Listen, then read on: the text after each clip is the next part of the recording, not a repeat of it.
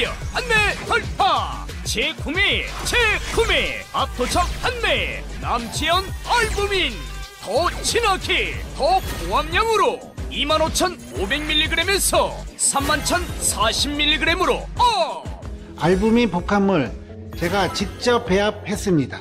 남지연 원창의 알부민 2090 울트라 맥스. 간에서 매일 생성되는 알부민, 우리 몸속 혈장 단백질의 주요 성분.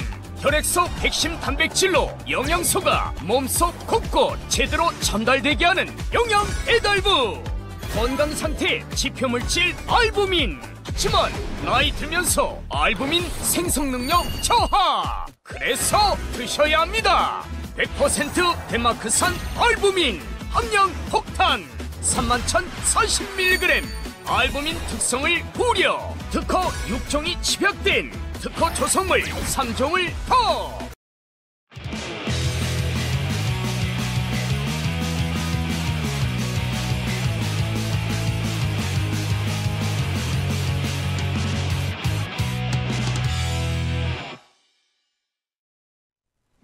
안녕하세요. 아시아투데이TV 시청자 여러분, 화수목 오후 2시 여러분과 함께하는 장예찬의 정치펀치입니다. 오늘 목요일은 여러분이 너무 좋아하시는 국민대변인, 국민의힘의 이준우 대변인과 함께 대담을 나눠보겠습니다. 안녕하세요, 대변인님. 안녕하세요. 반갑습니다. 이준우입니다. 이게 일주일이 너무 길어서 네. 그 사이에 너무 많은 정치적 이벤트들이 맞아요. 요새 발생하고 있어가지고 네. 참 다룰 소식이 또 너무 많은데요. 많죠. 예. 일단 양당 모두, 네. 국민의힘과 민주당 모두 조기 대선 모두에 돌입을 했습니다. 네, 후보 확정됐죠? 네, 경선에 참여한 후보. 네. 민주당 같은 경우는 이재명, 김경수, 김동연 3명이서 경선을 최종까지 하게 되어 있고, 네. 그 와중에 이재명을 위해서 민주당 룰을 바꿔줬죠. 그렇죠.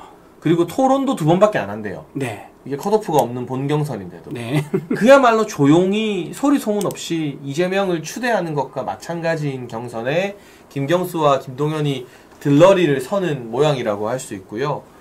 그리고 국민의힘 같은 경우는 8명이서 1차 경선을 하는데 오늘 미디어 데이가 있었잖아요. 네네. 그리고 1차 경선 토론을 하는 조편성이 아주 재밌게 뽑혔더라고요. 맞아요. 그 부분을 한번 주목해서 이야기 나눠봐야 되는데 우선은 민주당 이렇게 조용해도 되나 싶을 정도인데요. 네. 이재명이 의도적으로 자기 몸을 숨기고 있어요. 네. 카메라 앞에도 나오지 않고 그렇죠. 언론 인터뷰도 안 한다 하고 그야말로 잠수를 타는 새로운 대선 전략입니다. 네. 가만히 있으면 나는 가만히 대통령 된다라는 심보인데 이런 이재명의 잠수 전략 이준우 대변인께서 보기에는 좀 어떠십니까? 아, 벌써 대통령이 다 됐다라고 생각한 것 같아요. 그제 같은 경우는요, 공식 외부 일정이 전혀 없이 하루 종일 그냥 외부 노출 없이 보냈다 그러더라고요. 살다 이런 대선 후보 처음 봐요. 그렇죠. 대통령 후보가 국민들 앞에 나서지도 않고 대선 행보도 하지 않고 메시지도 내지 않고 하루 종일 아무것도 안 했다. 그거 뭐 하고 있었죠? 넷플릭스 보고 있었나요? 어디선가 시간을 때웠을 거 아닙니까? 네. 과연 뭐 했는지 좀 의아할 뿐만 아니라 지금 그런 행보가 쭉 이어지고 있어요. 네. 지난번에도 한번 이랬습니다. 그 대선 출마 선언을 하면서 똑같은 얘기를 3번 나눠서 3일 동안 했습니다. 한번 영상으로 좀 올렸었고요. SNS 올렸었고 또 기자회견하고 이 내용이 똑같은 건데 왜 3번 했겠습니까? 본인이 나와서 새로운 현장에서 즉흥적으로 답변하면 위험하다는 걸 본인도 알고 있는 거예요. 흥분하면 말이 거칠어지고 욕설도 할 수 있고 또 말도 실수할 수 있고 그러다 보니까 미리 준비된 영상 잘 짜여진 기획된 상황에서만 이제 노출하는 거고 그러지 않은 경우는 전부 다 일절 방송에 노출 안 해가지고 실수를 하지 말자. 어차피 다 된 밥이다. 이런 말년 병장들이 떨어지는 낙엽 조심한 것처럼 이런 행보를 보고 있는데 저는 이게 오래가지 않을 거라고 생각합니다. 국민들이 이제 일단 비판하겠죠. 대선 주자라는 사람이 뭐 하고 있느냐. 이제 그런 비판이 있을 거고요. 또 이제 국민의힘에서 본격적인 경선 시작되면요. 국민들의 눈과 시선이 전부 다 국민의힘이 싹 다 빨아들입니다. 그러게 되면 이제 위기감을 느끼겠죠. 그래서 아마 조만간 몸을 좀 풀 것 같은데 어쨌든 이렇게 대통령 다 된 것처럼 자맹하는 행보는 아마 국민들한테 오히려 역효과가 있을 거다. 저는 그래 봅니다. 1차적으로는 이재명이 생방송 카메라 앞에서 욱할 수 있기 때문에 그렇죠. 주변의 전문가들이 뭐 니트 입히고 따뜻한 이미지 연상시키면서 그렇죠. 부드러운 색깔의 네. 옷을 입히고 그러니까 후보님 잠수 타십시오. 어차피 대통령 다 된 겁니다. 실수만 안 하면 됩니다라고 조언을 했을 것 같아요. 네. 근데 이재명 성격상 이제 국민의힘 토론회에서 많은 후보들이 다 이재명 때리기에 나설 거잖아요. 그렇죠. 오늘 미디어데이에서도 김문수 전 장관이 이재명이 대통령 되면 국민들 누가 정신병원에 감금될지 모른다. 뭐 이런 이야기, 친형 정신병원 강제 네. 입원과 관련된 이야기를 했는데 이런 이슈들이 나오면 또 나경원 의원이 드럼통으로 대박을 쳤잖아요. 아, 대박 났죠. 민주당이 막 부글부글 발작하고 있잖아요. 예. 이런 이슈들이 나오면 참다가 이재명이 못 참고 나와서 막 쏘아붙이면서 네. 여러 가지 말실수들, 욱하는 모습들, 평상시에 그 과격하고 강한 모습들이 나와서 국민들 눈살 결국에는 찌푸려지게 만들지 않을까요? 네. 언제까지 이렇게 참을 수 있을까요? 저는 이번 주 못 넘기다고 봐요. 이번 주 못 넘기고 못 넘깁니다. 본인이 욱하고 나올 것이다. 네, 그렇죠. 지금 이번 주 일단 우리 국민의힘에서 이제 토론을 시작하거든요. 네. 토론을 시작하는데 아까 방금 말씀하신 것처럼 토론을 민주당 두 번밖에 안 해요. 근데 우리 국민의힘은 일단 총 4번을 합니다. 토론을 두 번밖에 하지 않는 이유가 뭐냐면은 토론을 이제 보통 지난번 같은 경우 국민의힘은 총 11번 했습니다. 예비 2번, 이제 본 경선에서 9번 했었는데 참 많이 했죠. 참 많이 했죠. 그래서 국민들의 이제 시선을 이제 끌어모았었는데 민주당이 2번밖에 안 하는 이유가 있어요. 토론을 만약 4번 정도 하지 않습니까? 그럼 처음 토론에서 좀 밀렸던 후보가 그 다음 토론 나가서 두 번째 토론에서 이기고 싶다 보니까 좀 더 강한 발언, 좀 더 새로운 내용으로 준비를 하다 보면요. 이재명 대표에 대한 전 대표에 대한 검증 수위가 높아질 수밖에 없는 거예요. 그렇죠. 그 네. 지난번에 그래서 이낙연 후보가 전당대회에서 서로 경쟁할 때 대장동 의혹을 제기해서 검찰 수사까지 들어가서 지금 현재 재판받고 있지 않습니까? 본인이 이렇게 토론이 많아질수록 본인이 또 다른 의혹이 나오면서 재판받는 게 더 늘어날 가능성이 높기 때문에 전부 다 이제 50대 50으로 하면서 확정적인 상황에서 토론 기회마저 줄여가지고 어차피 본인 가는 길 레드카펫 세우고 너네들은 내 뒤에서 코러스하고 백댄스를 해라 라는 이런 상황이 벌어졌기 때문에 아마 국민적인 이제 외면, 국민들이 이제 관심이 뚝 떨어지겠죠. 그걸 참지 못할 거예요. 왜냐하면 여론조사하면 조금 좀 떨어지는 그런 여론조사 잡힐 겁니다. 그러면 이제 바로 이제 등장하면서 본격적으로 다시 또 얘기를 하면서 메시지를 내지 않을까 생각됩니다. 네, 그래서 이재명이 과연 언제까지 잠수를 탈 것인가, 이재명의 그 욱하는 성질을 언제까지 참고 있을 것인가, 이것도 한번 주목해서 봐야 될 포인트가 네. 될 것 같다. 그리고 지금은 벌써부터 민주당에서 이 드럼통에 반응하기 시작했다. 그리고 오늘 김문수 전 장관의 발언이 이제 언론 보도화가 슬금슬금 되고 있더라고요. 네. 이재명이 대통령 되면 전 국민이 정신병원 감금될지 모른다. 이거 굉장히 섬뜩한 드럼통 제2탄이잖아요. 무섭죠. 그러니까 드럼통이 낫냐, 정신병원 강제 입원이 낫냐, 우리가 양자택일해야 된다면 이준희 대변인 뭘 선택하겠어요? 드럼통은 그 들어간 수가 끝난 거 아닙니까? 그렇죠. 사망이죠. 네. 예, 일단 살아야겠죠. 하지만 저는 둘 다 거부하겠습니다. 둘다 당당히 네. 당당히 우리 자유민주주의와 시장 경제를 수호하는 후보자한테 저는 제 소중한 한 표를 던질 생각입니다. 그래서 이런 김문수 전 장관의 오늘 발언에 대해서도 제가 봤을 때는 민주당이 이제 의원들이 점심 먹고 나왔을 시간이거든요. 네. 이거 기사 보고 어라 우리가 또 충성 경쟁해야겠다 라고 하면서 또 막 반발하고 대응할 가능성이 높아요. 그 드럼통 고발을 했더라고요. 그 저는 그거를 오히려 뭘로 고발을 하는 거죠? 그러니까 오히려 나경원 의원을 더 띄워주는 그러니까요. 너무 감사한 고발입니다. 그러니까 이게 어? 국민의힘 입장에서 어찌되었든 국민의힘 후보를 띄워주고 이재명이 어떤 전선에 선다는 것 자체가 국민의힘에서는 반가운 일인 거잖아요. 그렇죠. 이게. 네. 그래서 지금 여러 가지 지금 민주당 측에서 하는 행보 보면은 이제 이런 게 있는 것 같아요. 이제 한덕수 권한대행에 대한 출마설이 나오니까는 민주당 의원들이 벌떼처럼 달려들었습니다. 자, 그게 무슨 말이냐? 가장 까다로운 후보다라는 것을 반증하는 거였어요. 그리고 또 나경원 의원이 드럼통에 들어가는 사진을 보여주니까 또 벌떼처럼 달라들었어요. 그러니까 이제 정말로 이제 이제 이재명 대표의 드럼통에 대해서 많은 국민들이 이재명은 충분히 그럴 수 있는 사람이지라고 생각할까봐 아마 달려들어서 비판을 했는 거고 이런 것들이 계속 지금 이어져서 준비가 되고 있다 그러더라고요. 제가 나경원 캠프에서 듣기로는 그래서 굉장히 기대된다. 나경원이 매일매일 내는 SNS 보면 아마 어떤 참신한 재밌는 게 많이 나올 것 같다. 그리고 지금 김문수 캠프에도 지금 박수현 의원이 총괄 본부장으로 들어갔다 그러더라고요. 네, 정책총괄 본부장. 정책총괄 본부장이죠. 그래서 이 두 분의 옛날에 그 경기도지사와 부지사를 하면서 콤비로 손발을 맞춘 적이 있기 때문에 김문수 지사가 있는 캠프도 굉장히 장관이 있는 캠프도 굉장히 활발하게 메시지가 내일부터 나올 것이다.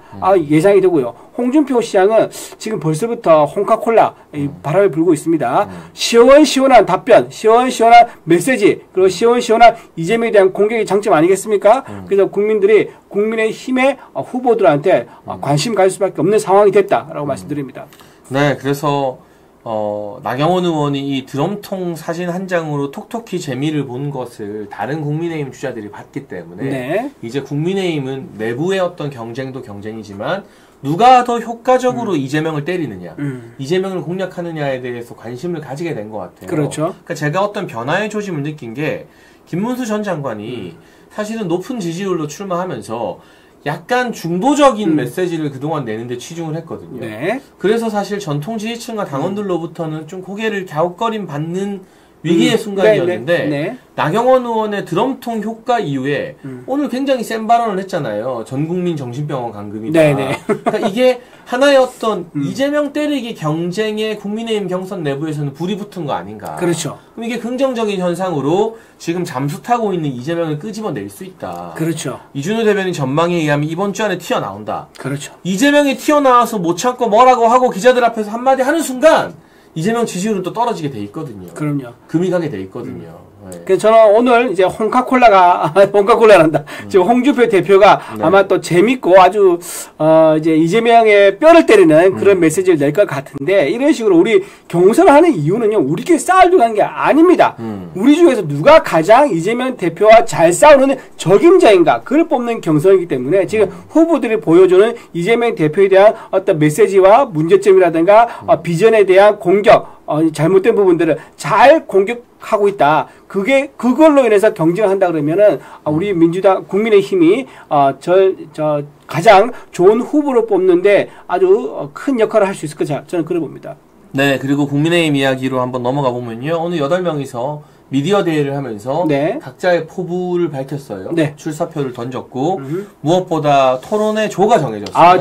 재밌게 정해졌어요. 이 8명이 다 같이 토론을 하면, 네. 너무 중구난방이고 어수선해지잖아요. 그래서 1차 경선 때는 A조, B조로 나눠서 토론을 한 번씩만 하죠. 네. 그리고 여론조사 끝에 4강을 결정하고 이 4강에서는 토론을 몇 번 하게 되나요? 좀 더 하죠? 4강에서 2번 하죠. 2번 하고 네. 1대1 네. 토론도 있고 막 그렇죠. 그렇잖아요. 그러니까 주도권 토론이 있고요. 그 다음에 4강 다 돌아가면서 하는 토론이 있고 네. 두 개가 있습니다. 그래서 2번에 걸친 TV 토론 날짜가 네네. 있는 거죠.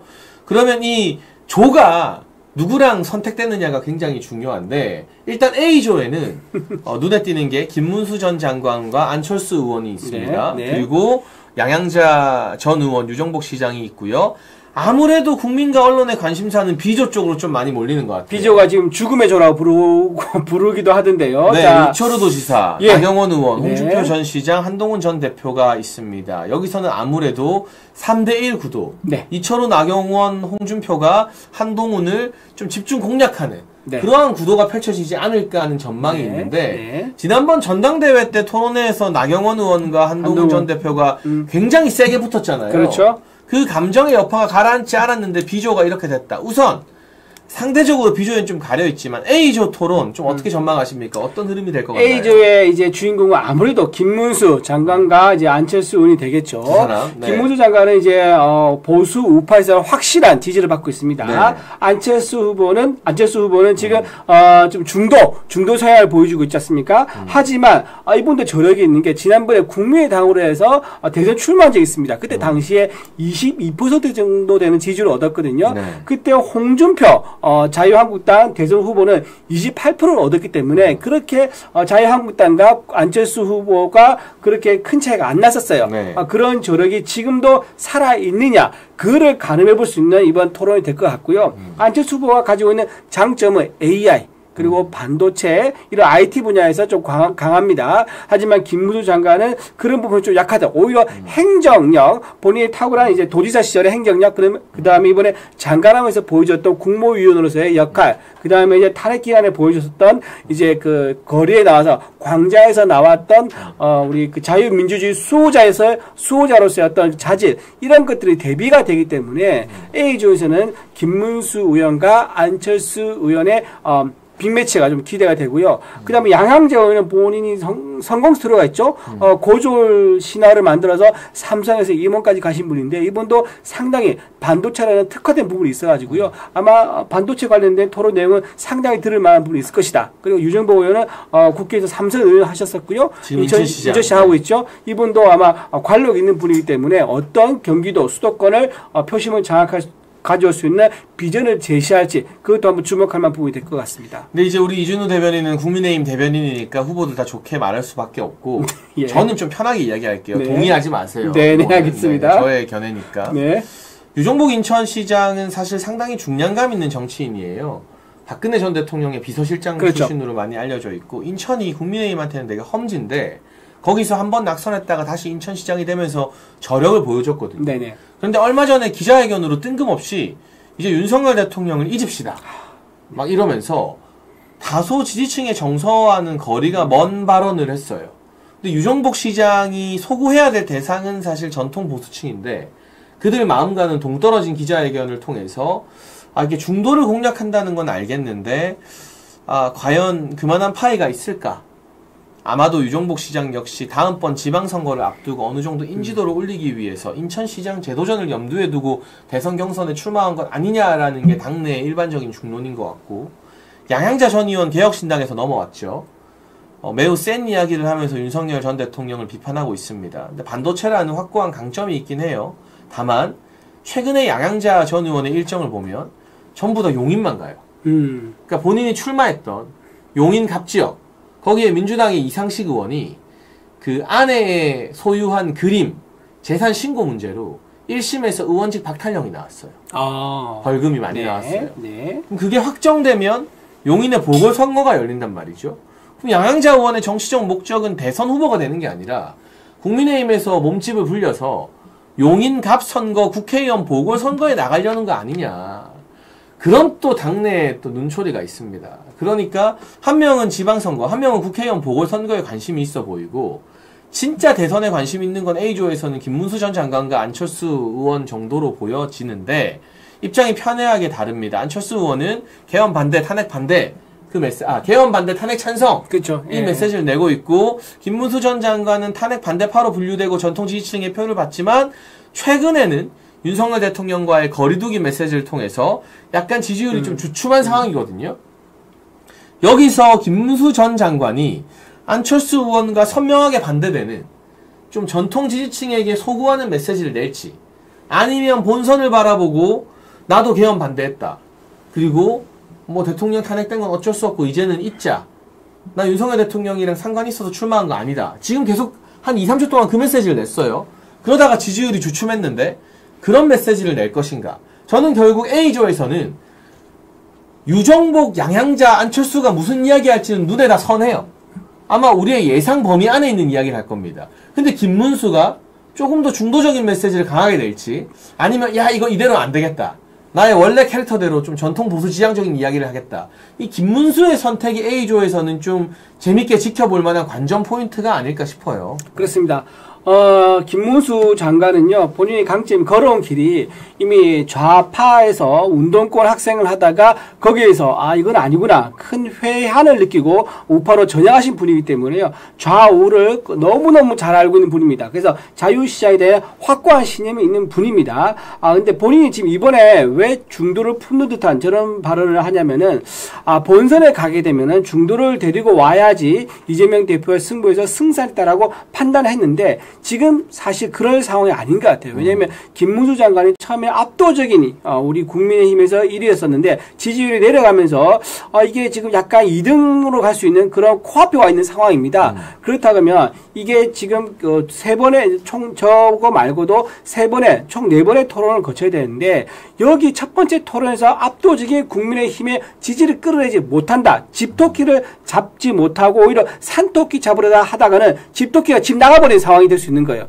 그러다 보니까 아마 이번 TV 토론에서는 김문수 장관이 기존에 했던 스탠스대로 그러니까 보수 우파의 가치와 핵심이 무엇인지 소상히 밝히고 자기 신임은 보수를 통해서 나라를 재건하는 방법밖에 없다. 이 방법, 이 논조에서 아마 벗어나지 않을 거다. 하지만 본선거에 가면 사실 어느 후보가 들어도 그 마찬가지일 것 같아요. 본선거에서 이재명과 격차가 좁다 그러면 어쨌든 무당층과 중도층 끌어가기 때문에 그때는 어쩔 수 없는 선택이 될 수 있지만 지금은 국민의힘의 대선 주자가 되는 게 중요하기 때문에 일단 집도키가 집을 안 나가는 전략을 필 것이다. 저는 그걸 봅니다. 네, 그래서 A조에서는 김문수의 선택이 중요하다. 과연 김문수 전 장관이 출마 선언하자마자 한노총 찾아가고 네. 전태일 이야기하고 네. 이런 행보들 본인의 노동운동가 출신으로서의 중도 공략도 가능하다는 강점을 보여주기 위해서였겠지만 이런 일련의 여러 발언들이 보수 지지층과 전통 당원들의 정서와는 좀 동떨어진 측면이 있어서 고전을 상당히 했어요.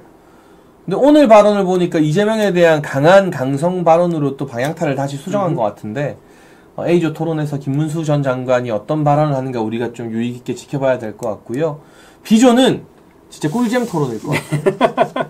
토론 뭐 1시간, 2시간 보통 4명이면 한 2시간 정도 잡아놨을 것 같은데 예. 방송 시간을 2시간 내내 치열하게 치고받고 싸우겠다. 네.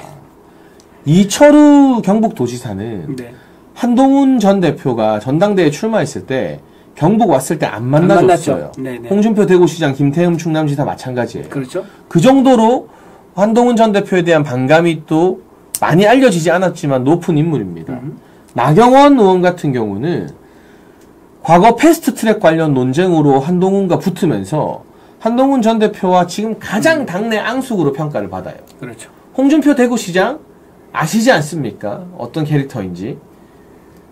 그래서 이게 3대1 구도가 될지도 있다라는 전망이 나오고 있는데 이 비조 토론 좀 어떻게 총평하십니까? 어떻게 전망하세요? 비조 이제 죽음의 조라고 이제 할 수 있을 것 같은데 다들 만만치가 않습니다. 일단 다들 토론에 일각이 있는 분들이에요. 이제 이철호 의원 같은 경우 상대적으로 잘 알려지지 않지만 그래도 이분이 실제 토론을 하시면 결코 밀리지 않습니다. 만만치 않은 관록의 정치인이기 때문에요. 상당히 의외의 복병으로 한동훈 이제 전 대표와 스파크가 튀는 그런 토론이 나올 수 있을 거고요. 나머지 분들은 사실 좀 기대가 좀 뻔합니다. 뻔한 기대인데 그래도 재미는 보장되는 게 누구냐? 홍준표 후보와의 매치가 좀 많이 기대됩니다. 홍준표 대표라 그러면 굉장히 시원시원하고 직설적인 것 아니겠습니까? 근데 한동훈 대표는 이게 미꾸라지 같은 그런 이렇게 전략을 편단 말이에요. 그래서 직설적이고 스커드 미사일 같은 홍준표 대표의 토론 어떤 스타일과 미꾸라지처럼 요리조리 잘 피하는 그런 스타일의 한동훈 전 대표와의 토론이 어떤 재미를 일으킬지 그것도 재밌을 것 같고요. 또 하나 이제 나경원 나경원 의원하고 한동훈 대표는 지난번에 봤다시피 똑바로 얘기하세요. 한동훈 대표 네 그냥 똑바로 얘기하세요. 네 이렇게 3-4번을 얘기했는데 이제 한동훈 대표가 이번 기회에 사과를 하지 않으면 나경원 의원이 이번에 공개적으로 사과할 뜻이 있습니까? 라고 묻고 거기에 대해서 한동훈 대표가 사과하지 않는 모습이 만들어졌다. 그러면 나경원 후보가 상당한 표를 가져갈 것을 봅니다. 왜냐하면 그 누가 다시 알고 있는 거예요. 나경원 의원이 개인 사건을 부탁한 게 아닙니다. 정치적으로 해결해야 될 사항이 법적 재판으로 넘어가니까 이거 잘못된 거 아니냐. 정치에서 판단할 수 있게 협의할 수 있게 좀 도와달라 판단해달라고 했는데 그거를 마치 개인의 사건 청탁으로 포장을 해가지고 완전히 인격적으로 전 국민 앞에서 허위사실 비슷하게 발언했단 말이에요. 그렇기 때문에 아마 나경원 후보 입장에서는 이거에 대해서 한 번 더 짚고 넘어가면 한동훈 대표가 상당히 곤란할 수 있을 거다. 그래서 이 부분도 아마 재밌는 포인트가 될 거라 봅니다. 그리고 얼마 전에 이제 나경원 의원이 한동훈이랑은 함께 할 수 없다. 네네. 나머지랑은 다 손을 잡아도라고 했을 때 한동훈 전 대표가 통진당의 이정이 닮아간다라고 맞받아치면서 네. 양측 사이에 또 강한 설전이 있었거든요. 네. 그래서 저는 이 나한 구도, 네, 불교에서 말하는 나한이 아니라 나경원 한동훈 네. 구도에서 어떻게 불꽃이 튀느냐, 네네. 이철우 지사와 홍준표 대구시장이 어떤 스탠스를 취하느냐. 네. 근데 뭐 흔히들 3대1 구도가 될 것 같다라고는 하지만 또 이철우 지사나 홍준표 시장은 본인들은 그 싸움에 안 끼고 좀 굵직굵직한 이 국정 이야기나 사회 통합 이야기 하고 싶어 할 수도 있어요. 그럴 수 있죠. 이 두 분 다 이 중량감이 있고 체급이 네. 큰 정치인이기 때문에 네. 그렇게 될 경우 전통 지지층이 한동훈을 적극 공략하는 나경원 의원에게 표를 줄 것이냐 아니면 이런 어떤 후보들끼리의 설전이나 싸움 자체에 좀 고개를 돌릴 것이냐 그것도 주목해 봐야 되는 거고요. 우리 이준호 대변인은 객관적으로 분석해 주고 계시고 저희 이제 개인적 개인적 평론, 개인적 견해를 조금 가미하자면 저는 이재명만큼이나 생방송에 약한 사람이 한동훈이라고 생각을 합니다.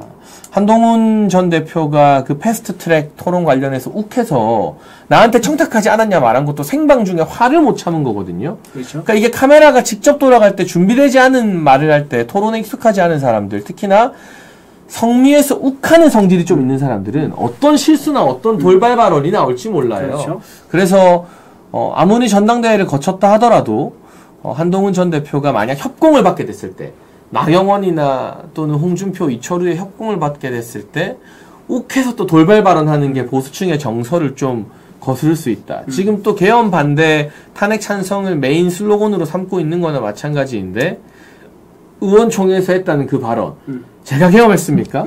제가 투표했습니까? 이런 식의 발언이 생방 중에 분출돼 버리면 완전히 가버리는 거거든요. 그래서 상당히 위험한 고비를 1차 경선 때부터 맞이했다고 저 개인적으로는 좀 전망을 하고 있습니다. 저는 한동훈 대표가 토론하다가 이게 열기가 이제 올라가면요, 본인이 이제 의식을 해도 그 의식이 자기 원한대로 안 됩니다. 자기 본성이 나오는 거죠. 맞아요. 그러니까 어떻게 나올 거 아니냐면 제가 보기에는 이게 이철우 지사라든가 홍준표 시장 같은 경우는 어른입니다. 맞아요. 완전 어른이죠. 네. 어른한테 되바라진 철없는 아이가 들이받는 모습, 이 모습이 아마 나올 것 되게 좀 높았어요. 근데 그 약간 위험한 발언 아닙니까? 국민의힘으로서. 그래서 그런 모습 나오면 안 된다. 조언을 해주시는 거죠. 그렇죠. 안 네. 된다. 이제 조언을 좀 드리고 젊은 사람일수록 우리 높으신 분들한테 이제 공경하는 모습을 보여야죠. 공경하고 예의를 갖춘 모습을 보이는 것이 많은 우리 우파 지지자들 원하는 모습 아니겠느냐 말씀드립니다. 이준우 대변인은 지금 사심 없이 조언을 해주신 거예요. 네. 그러지 말라고. 네. 저희 방송을 그 한동훈계가 모니터링하면서 박민영 대변인, 이준우 대변인 네, 같은 네. 당직자들이 무슨 말 하나 네. 보고 막 사퇴하라 막 이런 또 막 그렇게 예. 했거든요. 박민영 대변인한테. 네, 이준우 대변인 전혀 그럴 이유가 없고 네. 지금 굉장히 애정 어린 조언을 해준 거예요. 정말 우리 네. 경선이 대박 날 거라 봅니다, 저는. 근데 만약 일각의 우려처럼 특히나 이철우 지사 같은 경우는 중앙 정치에서는 좀 더 알려졌다고 하지만 대구 경북의 현역 의원들이 다 존경하는 어른들이거든요. 네네. 특히 또 우리 조직하면 빼놓을 수 없는 분 중에 비대위원하고 있는 이미자 의원이 있는데 네. 아우. 상주 문경에 네네. 한노총 출신이잖아요. 네네. 이미자 의원 조직력이 장난 아니에요. 그죠. 근데 이미자 의원이 이철우 지사 제자 출신이에요. 그래요? 실제로 예전에 이철우 지사가 선생님이었어요. 그 학교, 그 고등학교 네. 때인가? 네, 네. 맞아요. 얘기 그 제자였어요, 제자. 맞아. 학교 선생님이었던. 그러니까 그 정도로 이철우 지사를 존경하는 분위기가 대구 경북 지역에서는 굉장히 강도 높게 형성되어 있어요. 예. 그런데 만약에 한마디 했는데 열받아가지고 막 빽 해버리면 저거 소위 보수에서 제일 싫어하는 싸가지 없는 놈이 되는 거예요. 그럼요. 그러니까 그런 우를 범하면 안 된다라고 이준우 대변인이 조언해 주신 거고 네. 저는 자유로운 개인이니까 당직도 없고 뭐 아무런 당적이 없는 상태에서 제가 보기에는 빽 하고도 남는다. 조언을 해도 안 듣는다. 들을 인간이면 이제까지 그런 모습을 보였겠는가? 충남의 김태흠 지사에게 전화해서 어떻게 당원이 당대표를 공격하느냐라고 따졌던 그 한동훈의 모습이 이번 토론회에서도 이철우 지사 등을 통해 나온다면, 분출된다면, 네.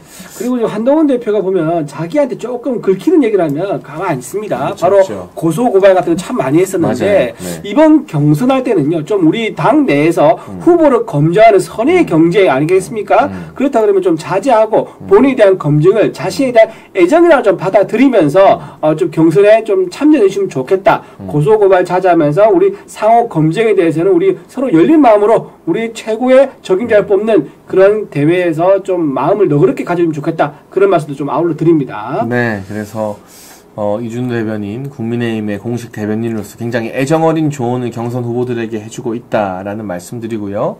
조언해주지 마라라는 사람들이 있는데 조언해도 안 듣습니다, 여러분. 조언해서 들을 사람이면 지금 이 모양 이 꼴이 되지 않았겠죠. 공정과 상식님이 댓글로 예찬씨 미안해요. 총선 때 미워했는데 한동훈의 실체를 알게 됐음. 네, 저한테 사과하는 분들 정말 많습니다. 여러분, 저는 괜찮아요. 지금이라도 아셨으니까 다행입니다. 근데 혼자만 돌아오지 마시고 주변에 한딸들 정신 차리려고 한 100명씩 손잡고 데리고 돌아오십시오. 네. 이렇게 손잡고 추임새 넣었다고 또 예. 이준우 대변인이 사퇴하라고 막 한다니까요. 그래서 넉넉하게 실제로 박민영 대변인한테 그랬어요. 네. 뭐 경고 조치로 끝났지만 네. 제가 지켜드리는 거예요. 알겠습니다. 제가 한동훈 깔 때 추임새 넣지 마세요. 알겠습니다. 그냥 침묵하세요. 네. 추임새 가지고도 시비 거는 밴댕이 소갈딱지들이기 때문에 네. 추임새 넣지 마세요. 네. 저는 우리 소중한 이준우 대변인 지켜드리고 싶습니다. 네. 실버님, 한동훈의 컨텐츠는 김건희 여사님 스토커 짓이다. 제가 요것도 할 이야기가 있는데요. 정치 경험 부족하다라는 진행자의 질문을 받으니까 정치 경험 많아서 어디다 쓰냐. 내가 김건희 여사한테 유일하게 할 말 했다. 다른 정치인들은 김건희 여사 옆에서 탬버린 치면서 아부했다고 하는데, 아니, 검사 시절에 김건희 여사한테 탬버린 제일 많이 친 사람이 한동훈입니다. 김건희 여사와 엄청 잘 지내고 카톡만 뭐 특정 기간에 300번 넘게 했다는 거 다 드러났잖아요. 비록 민주당 청문회 과정에서였지만. 그리고 제가 뭐 비사가 몇 가지 있는데, 전 이거 윤석열 대통령한테 과거에 직접 들은 이야기거든요. 언젠가 한번 공식적으로 입장을 낼 기회가 있을지 모르겠지만, 대통령이 당선되고 대통령께서 워낙 한동훈을 총애했었기 때문에 어느 자리로 보낼까 고민이었대요. 처음에는 중앙지검장이나 검찰총장을 고려했었다고 합니다. 법무부 장관은 생각도 안 했대요. 근데 한동훈이 찾아와서 이렇게 말했답니다. 자기는 더 이상 손에 피 묻히는 일 안 하고 싶다. 이거는 검사를 안 하고 싶다는 그렇죠. 거거든요. 그 말이죠. 행정직을 하고 싶다는 뜻이에요. 네. 이건 사실 해석을 하자면 나 법무부 장관이나 차관시켜달라는 말이나 다름없어요. 그렇죠. 네. 근데 이제 다른 장관직이면 몰라도 한동훈이라는 인물은 20년 동안 김건희 여사도 지켜봐왔고 너무 잘 아니까 그 와이프한테 한번 물어볼 수 있잖아요. 한동훈 장관 시키는 거 어떻게 생각하냐. 주변에서는 반대하는 사람들도 많은데 그때 김건희 여사가 아주 적극적으로 너무 좋은 아이디어다. 그렇게 젊은 사람, 유능한 사람 장관 시켜도 좋겠다. 라는 조언을 했대요. 물론 최종 결정은 여러 가지를 고려해서 윤석열 대통령이 내린 거지만 네. 대한민국에서 윤석열 정부에서 김건희 여사 덕 제일 많이 본 사람이 그러면 한동훈인 거예요. 법무부 장관 하는 거 좋은 아이디어라고 밀어준 거니까. 그 이전에 검사 시절에 김건희 여사와 300번 넘게 카톡하면서 탬버린 쳤기 때문에 그런 발언이 나온 거 아니겠어요? 자기는 검사 시절에 벼락 출세하면서 윤석열 라인 타면서 김건희 여사한테 카톡 300번 하고 탬버린 치고 대통령 찾아가서 손에 피 묻히는 일 하기 싫다. 그거는 장관 차관 시켜달라는 거잖아요. 그래놓고 얻을 것 다 얻어놓고 뒤에 가서 약해지니까 뒤통수 치고 공격해놓고 이제 와서 다른 정치인들이 김건희 여사한테 탬버린 치고 자기는 직원 직설했다. 이건 제가 직접 윤석열 대통령한테 드린 비하인드 스토리입니다. 누가 누구한테 탬버린을 친히 많이 했다는 건지 진짜 제가 아는 모든 윤석열 정부 인사 중에서 김건희 여사 득 제일 많이 본 게 한동훈이에요. 뭐 그런 비하인드 스토리가 있다는 거. 네. 이준우 대변인은 어떤 추임새도 넣지 않고 있습니다. 예, 지금 네. 굉장히 예. 공정한 사일런스. 국민의힘의 대변인으로서 침묵을 지키고 네. 있다는 거. 네. 네, 우리 소중한 이준우 대변인 지켜줘야 됩니다. 고개 끄떡거리는 건 제가 목이 좀 안 좋아서 끄떡거리는 겁니다. 예, 오해하지 마시기 바랍니다. 네, 원샷 잡았어요. 어차피 카메라에 안 잡혔어요. 아, 네. 네, 네, 아무튼, 네. 그리고 네. 오늘 이준우 대변인, 오늘만 특별한 다른 방송이 있어서 2시 반에 보내드려야 하니까요. 마지막으로 국민의힘 경선에 공정하게 관심 많이 가져달라는 인사 한번 하시고 먼저 일어서시죠. 네, 국민의힘 경선 이제 시작됐습니다. 거북이가요, 토끼보다 늦게 달렸지만 결국 승리합니다. 저희 국민의힘 경선 많이 응원해 주시고요. 그리고 약간 눈살 찌푸리는 어떤 그런 상황이 연출될 수도 있지만 전부 다 우리 더 단단한 후보를 만들고자 하는 노력이니까 애정어리게 좀 더 힘찬 응원을 부탁드리겠습니다. 고맙습니다. 네, 이준우 대변인님 오늘은 좀 일찍 보내드리고 다음 주에는 1시간 풀로 또 우리와 함께 하겠습니다. 이준우 대변인께 여러분 박수 보내드린 의미에서 실시간 좋아요 많이 부탁드릴게요. 조심히 가세요. 고맙습니다. 네. 네, 이준우 대변인 보내드렸고요. 네, 제가 오늘 또 여러 가지 짚어볼 이야기들이 있습니다. 지금 충격적인 뉴스가 전해지고 있는데요. 감사원의 감사 결과가 나왔어요. 문재인 정부 통계 조작 결론. 잠깐만 그 이전에 한동훈 장관 시킨 거 김건희 여사 때문이다. 이런 댓글은 옳지 않죠. 그렇게 따지면 윤석열 대통령이 제일 많이 속은 거죠. 네, 여러분 속인 사람이 잘못이고 배신한 사람이 잘못이지 속은 사람, 배신당한 사람한테 그렇게 비판의 손가락질을 하면 안 되는 겁니다. 네, 그건 제가 분명히 정리하고 넘어가고요. 감사원 이야기로 한번 주제를 옮겨보겠습니다. 감사원에서 문재인 정부의 통계 조작 감사 결론을 냈습니다. 문재인 정부의 부동산 통계와 소득주도 성장 관련된 소득 통계가 모두 다 조작됐다. 모두 다 왜곡됐다라고 했습니다. 이건 결국 문재인 정부의 아젠다였던 소득주도 성장을 부풀리기 위한 통계 왜곡 조치였고, 고용 통계도 문재인 청와대의 압력으로 왜곡이 됐다라고 이야기를 하고 있습니다.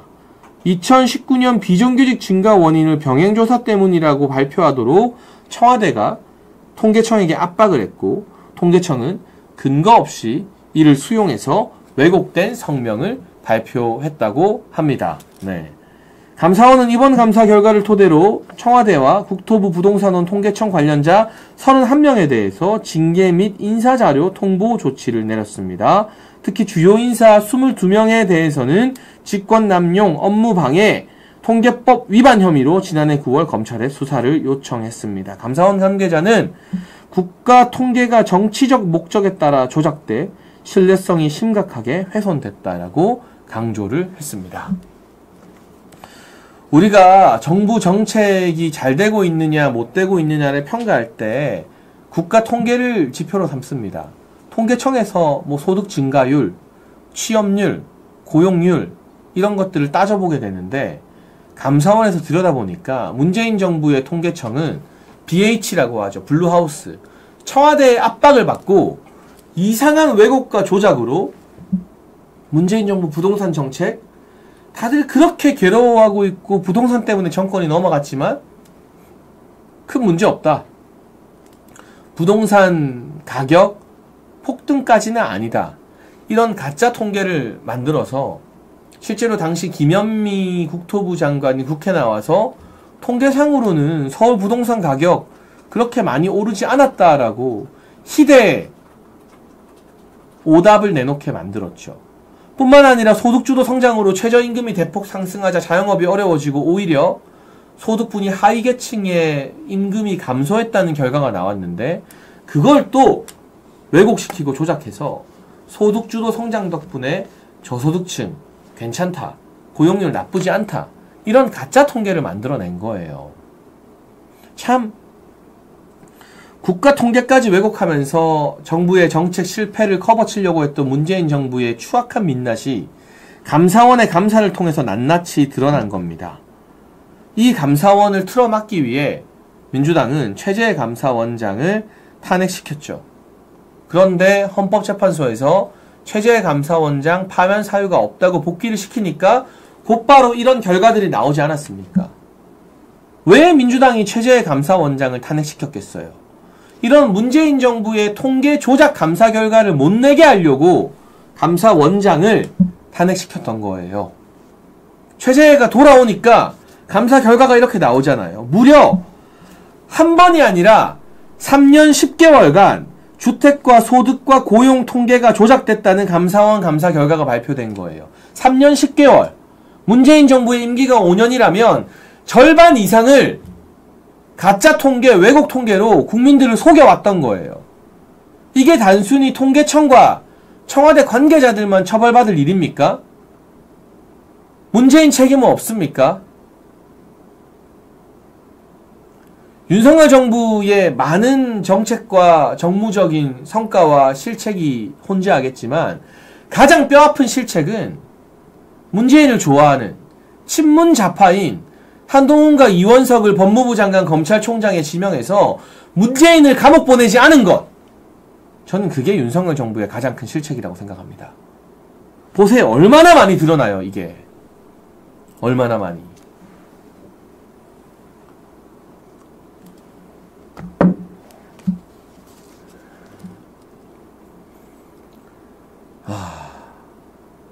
지금 민주당에서는요, 벌써부터 오늘 조선일보 기사 보니까 이재명이 대통령 됐을 때 국가기관을 어떻게 조각조각 내고 망친다 라는 계획을 다 세우고 있더라고요. 일단 검찰은 여러분 다 아시는 것처럼 기소와 수사 분리해서 그냥 기소와 공소 유지만 전담하게 만드는 공소청으로 격화시킨다고 합니다. 그런데 놀라운 게 있어요. 감사원을, 독립된 헌법기관인 감사원을 국회 하부기관으로 만든답니다. 그게 지금 민주당 집권 보고서에 공식적으로 작성된 내용이래요. 감사원이 특정 내용에 대해서 감사에 들어가기 전에 국회의 동의를 받게 만들 거래요. 그러면 어떤 일이 벌어지느냐? 국회 의석을 다수 장악한 민주당이 반대하면 전 정부에 대해서 감사 못하는 거예요. 보세요. 국회가 감사원을 통제한다 나와 있죠. 적폐청산 시즌2다. 이렇게 되면 민주당이 감사하라고 하는 것만 감사하는 국회의 사냥개, 다수당, 민주당의 사냥개가 되는 거예요. 감사원이. 방첩사를 쪼개서 없앤다. 계엄과 내란 빌미로. 지금 내란인지 아닌지는 법원의 판결도 안 났는데.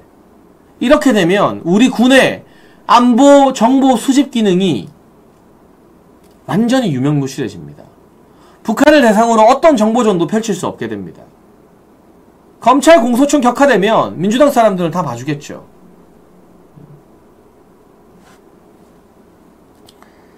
감사원이 국회의 통제를 받게 되면 국회를 장악한 민주당의 사냥개가 되는 겁니다. 독립된 헌법기관이 아니라. 그런데 왜 선관위에 대해서는 국회 통제받으란 말을 못합니까? 왜 불법 채용과 부실 선거로 국민적 불신 대상이 된 선거관리위원회에 대해서는 지금처럼 선관위를 냅둬야 된다. 다 지켜줘야 된다. 선관위를 공격하고 선관위를 비판하면 민주당이 대신 고발하는 세상입니다. 그러면서 왜 감사원만 잡고 흔드느냐.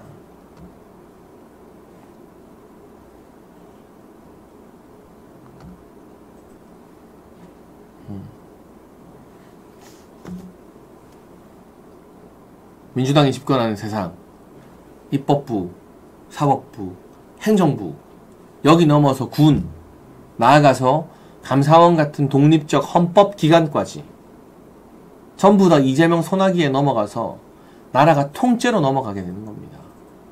그걸 막기 위해서라도 우리가 내키지 않아도, 신이 나지 않아도 힘은 빠지지만 국민의힘 경선에 좀 관심을 가져주고 될성 부른 떡잎을 키워주고 국민의힘과 한덕수가 힘을 합치든 말든 어떻게든 단일 후보를 내서 붐을 일으켜서 이재명 막아야 되는 거예요.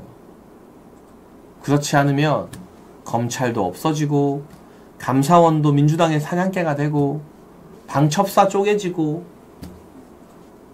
선관위는 기세 등등 민주당 좋은 식으로만 선거 관리하고 그런 어떤 국가기관, 국가 권력의 완벽한 장악을 통해 20년 내지는 50년 정권을 유지하겠다는 이해찬의 장기 집권론이 현실화가 되는 거예요.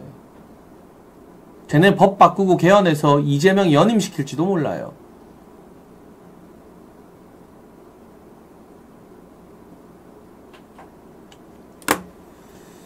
그래서 제가 우리 아시아투데이 TV 탄핵 이후에 많은 분들이 실망하고 떠나가고 실시간도 줄어들고 하지만 댓글 달아주시는 분부터 함께 보시는 분들부터 자꾸 힘 빠지는 이야기, 패배적인 이야기 하지 말자. 어떻게든 우리가 힘을 모아서 국민의힘도 한 축이에요. 국민의힘 후보 없이는 우리가 대선 못 이깁니다. 나중에 한덕수와의 단일화, 뭐 황교안 전 대표의 단일화 누가 이길지 몰라도 이거 국민의힘 경선에 여러분 관심 안 가지면 무조건 이재명이 되는 거예요. 제가 이야기한 저런 세상이 펼쳐지는 거예요. 그게 여러분이 원하시는 겁니까? 진정 여러분이 원하시는 바입니까? 그건 아니잖아요. 그쵸? 그러니까 힘을 내자라고 말씀을 좀 드리는 겁니다. 네.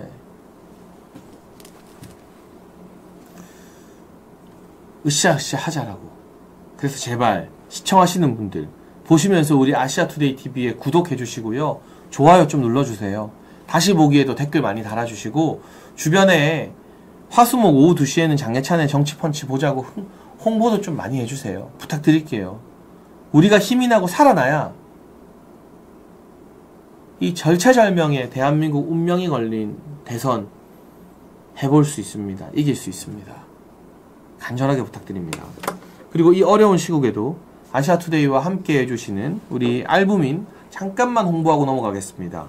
여러분 알부민이 새롭게 리뉴얼된 거 아시죠? 알부민 2090 울트라맥스 남재현 원장이 직접 만들었는데요. 알부민은 간에서 만들어지는 혈관 단백질 성분으로 간과 심장 컨디션 개선, 피로회복과 신체 기능 강화에 도움이 된다고 합니다. 우리 아투TV 구독자분들만을 위한 단독 특가 이벤트도 준비되어 있는데요. 2박스 구매하면 1박스 더 드리는 2+1 파격 이벤트가 진행 중이니까요. 아래 번호로 전화하셔서 간 건강, 피로, 면역 지키시고 반드시 이재명을 막아내는 그런 기적의 승리를 우리가 함께 이뤄가면 좋겠습니다. 네. 저도 알부민 하나만 마시고 갈게요.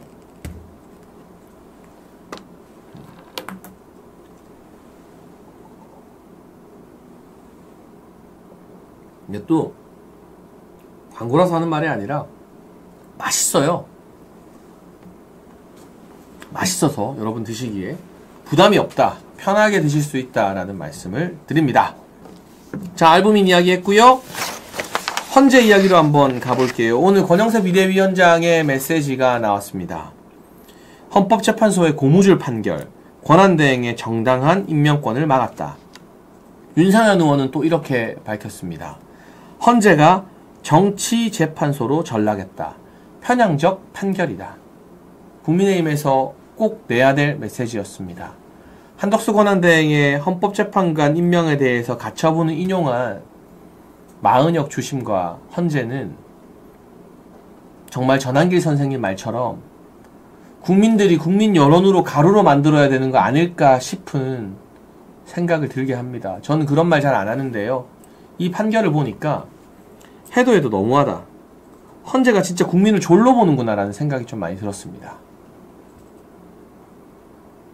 아니, 최상목이 임명하는 정계선 조한창은 되고 한덕수가 임명하는 마은혁은 되는데 한덕수가 이완규 함상훈을 임명하는 건 안 된다?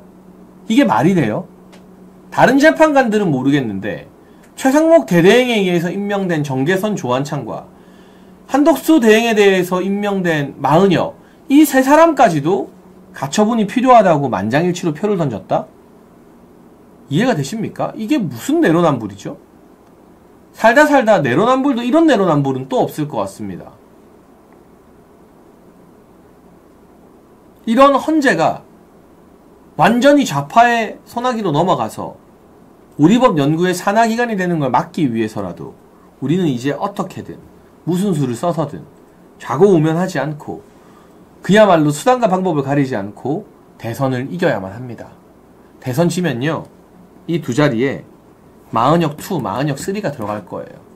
그러면 여러분 정치적인 판결만 문제가 되는 게 아니라요, 이재명의 재판 받을 필요 없다, 무효다라는 헌재 판결이 나올 거고요. 이재명의 발목을 잡은 공직선거법 그냥 삭제해. 그 공직선거법의 그 조항 자체가 위헌이다 라는 판결이 나올 거고요. 차별금지법 같은 거, 이제 동성애자들에 대해서 조금이라도 불이익을 주거나 부정적인 이야기를 하면 다 감옥 보내, 다 처벌해. 미국은 군인이 성전환 수술하고 싶다고 하면 트랜스젠더 되는 성전환 수술을 군에서 무료로 시켜줬습니다. 바이든 정부 때까지. 너무 놀라운 일이죠. 충격적이죠. 군에서. 트럼프 대통령이 취임하고 미군에 있는 트랜스젠더들 다 쫓아냈어요. 트랜스젠더들이, 저는 뭐 그분들을 차별하거나 폄하하는 게 아니라 남성에서 여성으로 성전환한 분들이 달리기 대회, 육상 대회, 수영 대회, 펜싱, 권투 이런 데 나와서 여성 스포츠에서 금메달을 싹쓸이 했어요. 그런데 PC주의, Political Correctness라고 하죠.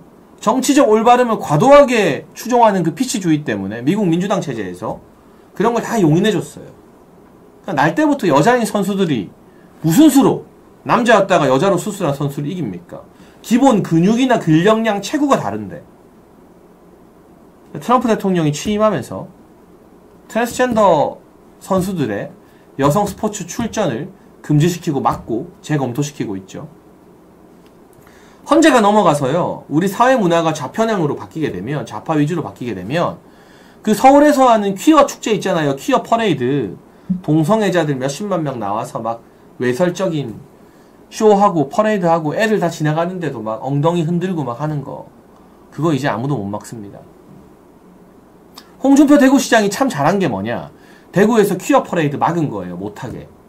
그랬다가 경찰이 오히려 홍준표 시장을 고소해서 막 소송하고 그랬죠. 나라가 그렇게 미국 민주당 체제처럼 유럽의 나라들이 문화적으로 박살나는 것처럼 좌파로 완전 넘어가게 됩니다. 내가 차별하는 게 아니라 사람을 차별하고 괴롭히면 안 되죠. 그렇지만 나는 동성애자 좀 잘 못 받아들이겠어. 이런 이야기 하거나 직장에서 면접 보는데 동성애자나 트랜스젠더 탈락시키면 이제 다 감옥 가는 세상 되는 거예요. 헌재가 좌편향돼서 그 차별금지법 합헌이다. 그런 판결 내려주면 이게 단순히 정치의 문제가 아니에요, 여러분. 헌법재판관 구성은요, 정치적 문제를 떠나서 대한민국 사회의 방향타, 우리 사회가 그래도 전통을 지킬 걸 지키면서 조금씩 시대에 맞게 변화하는 방향으로 가느냐, 아니면 아주 급진적으로 좌편향, 좌파로 확 쏠려가느냐,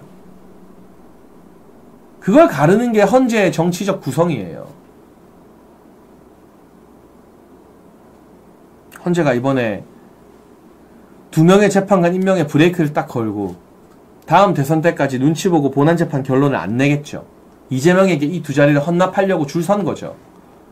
그렇게 되면 제가 앞서 예를 든 것처럼 정말 끔찍한 세상이 펼쳐질 겁니다.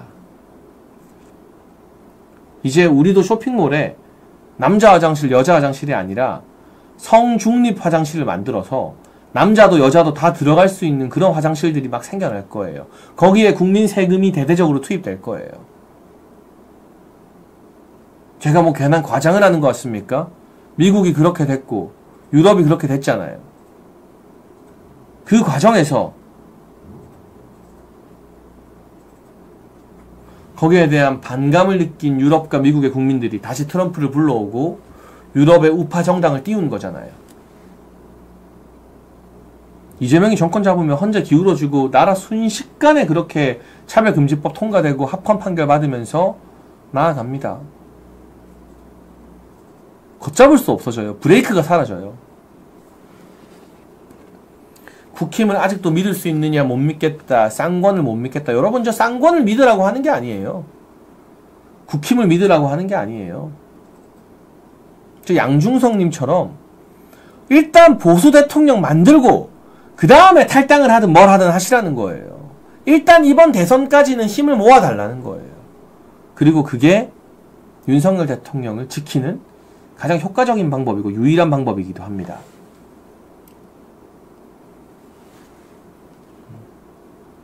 누구보다 윤석열 대통령을 지키고 싶은 마음으로 여러분께 국민의힘 경선에 관심을 가지고 참여해달라고 부탁을 드리는 겁니다. 국민의힘은 오늘 대선준비위원회를 발족했습니다. 출발이 늦었지만 거북이가 토끼를 이긴다.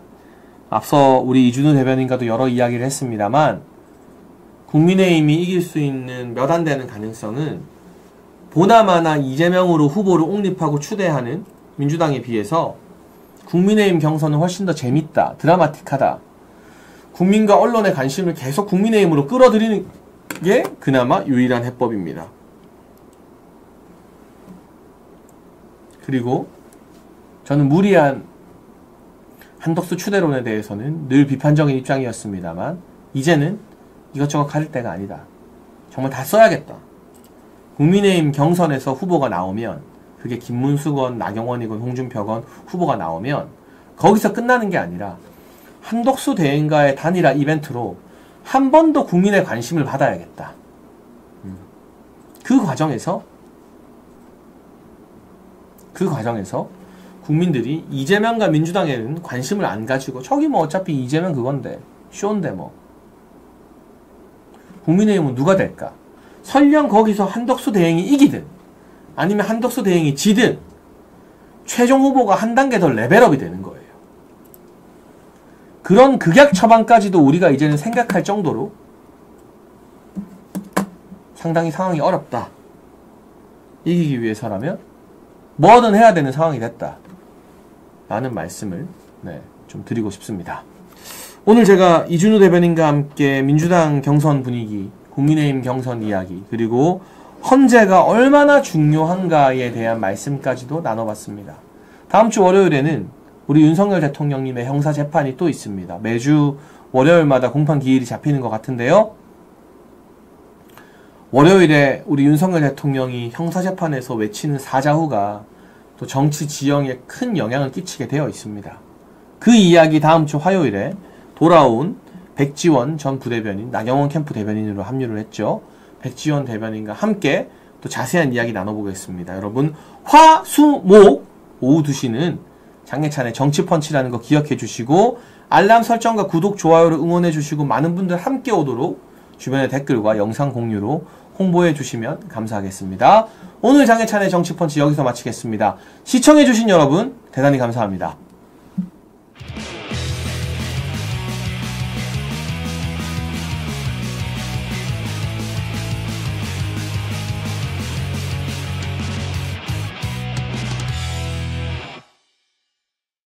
백만병 판매 돌파! 재구매 압도적 판매 남지연 알부민 더 진하게 더 고함량으로 25,500mg에서 31,040mg으로 알부민 복합물 제가 직접 배합했습니다. 남지연 원창의 알부민 2090 울트라 맥스 간에서 매일 생성되는 알부민 우리 몸속 혈장 단백질의 주요 성분 혈액속 핵심 단백질로 영양소가 몸속 곳곳 제대로 전달되게 하는 영양 배달부 건강상태 지표물질 알부민 하지만 나이 들면서 알부민 생성 능력 저하 그래서 드셔야 합니다. 100% 덴마크산 알부민 함량 폭탄 31,040mg 알부민 특성을 고려 특허 6종이 집약된 특허 조성물 3종을 더